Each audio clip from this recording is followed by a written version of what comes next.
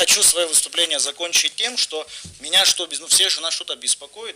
Меня в том числе беспокоит то, что, на мой взгляд, у нас появляется какой-то клуб рассерженных экспертов.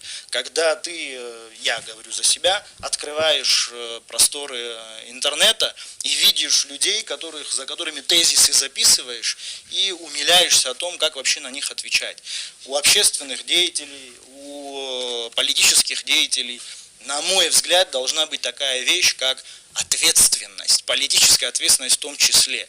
И говорить те вещи, которые я слышал, и на некоторые из них я сегодня пытался парировать, это два варианта. Либо юридическая безграмотность, либо умышленное введение нашего общества в заблуждение. Я призываю всех нас быть ответственными.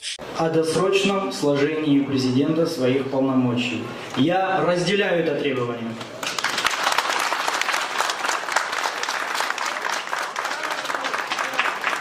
Конечно, помимо озвученных и всем вам прекрасно известных оснований досрочной отставки президента, у меня есть и свои.